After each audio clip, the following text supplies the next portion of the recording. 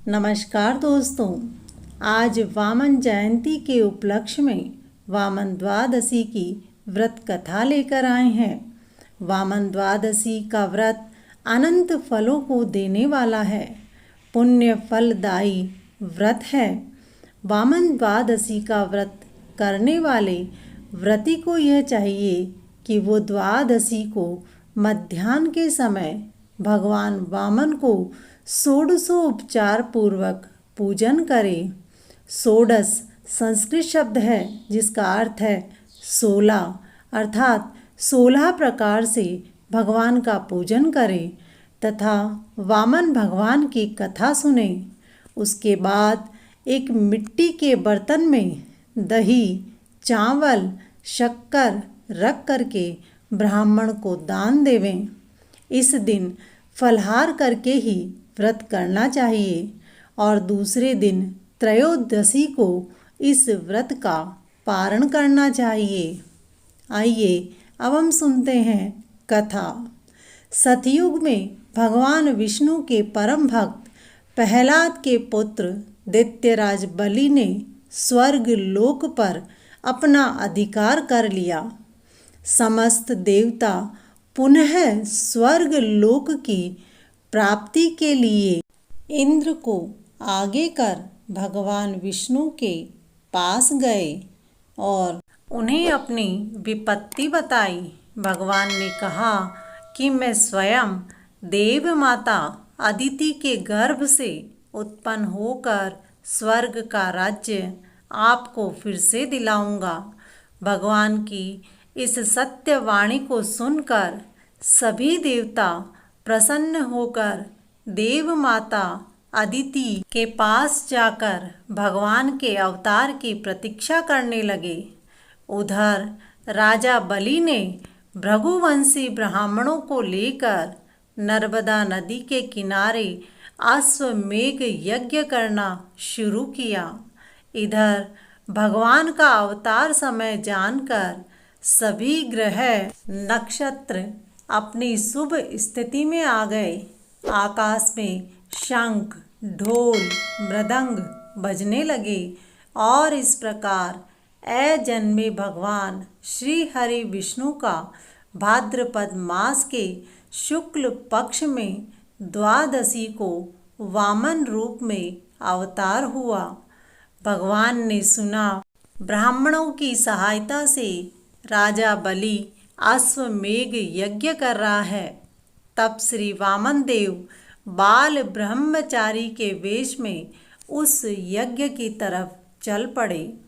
बाल वेश में बलि की यज्ञशाला में पहुंच गए।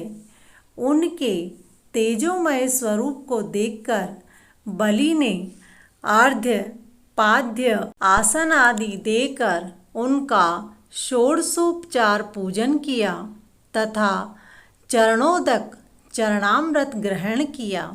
उसके बाद उनकी वंदना कर बलि बोले, हे ब्राह्मण कुमार, आप गौ, स्वर्ण, भूमि, रथ, अश्व, गज आदि जो कुछ भी चाहें मांग लें। वामन भगवान ने कहा, हे दैत्येंद्र, आप प्रहलाद के वंश के हैं और मुँह मांगी वस्तु देने में श्रेष्ठ हैं। इसीलिए मैं आपसे थोड़ी सी पृथ्वी, केवल चरणों से 3 चरण पृथ्वी मांगता हूँ। मैं आपसे इससे अधिक नहीं चाहता, क्योंकि आवश्यकता से अधिक लेना पाप है। भगवान की बात सुनकर बलि ने हंसते हुए कहा कि अच्छी बात है, जितनी तुम्हारी इच्छा हो उतनी ही ले लो। यह कहकर वह जैसे ही संकल्प करने चले, वैसे ही दैत्य गुरु शुक्राचार्य ने यह कहते हुए रोक दिया कि ये स्वयं भगवान श्री हरि हैं।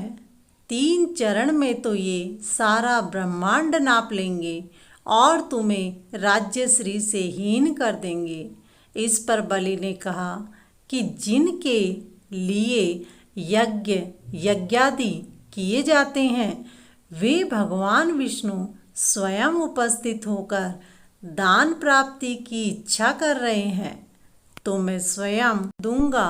उनकी बात ना सुनने के कारण क्रोधित होकर शुक्राचार्य ने बलि को श्राप दे दिया कि मेरी आज्ञा का उल्लंघन करने के कारण तुम श्रीहीन हो जाओगे।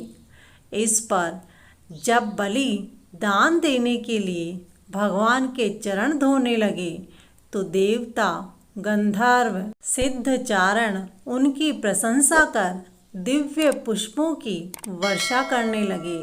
उसके बाद वामन भगवान ने अपने पहले चरण से पृथ्वी तथा दूसरे चरण से ऊपर के सभी लोक, महलोक, जनलोक, पपलोक, सत्यलोक आदि को नाप लिया तथा तीसरे चरण के लिए बलि के सिर पर अपने चरण कमल रखकर उसे सूतल लोक का स्वामी बना दिया।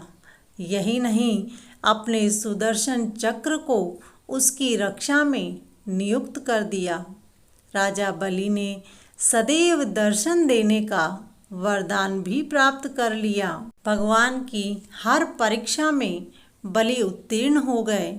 भगवान प्रसन्न हुए, बोले, बलि, मैं तुमको बांधने आया था पर खुद ही बंध गया हूँ। बलि का बंधन खत्म हो गया।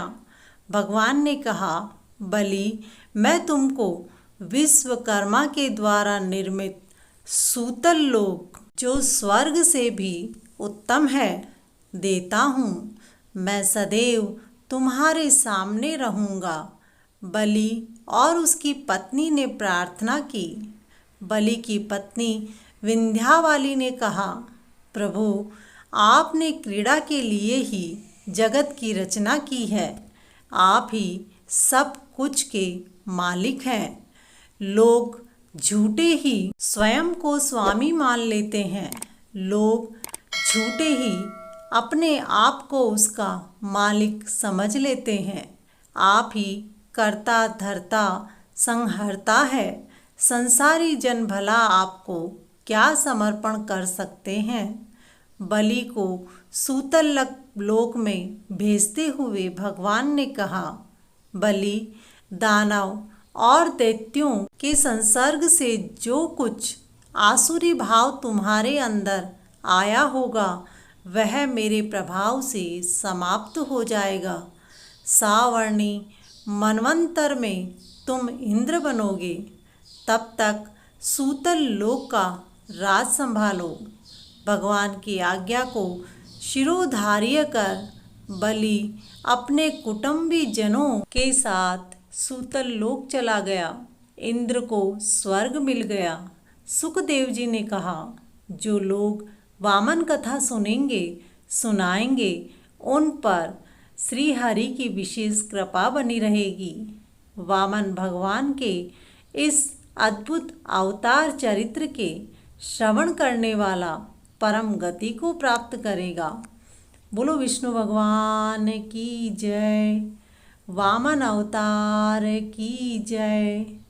दोस्तों, ऐसे ही वीडियो देखने के लिए और धार्मिक कहानियाँ सुनने के लिए हमारे चैनल को सब्सक्राइब करें और बेल आइकन पर क्लिक करें।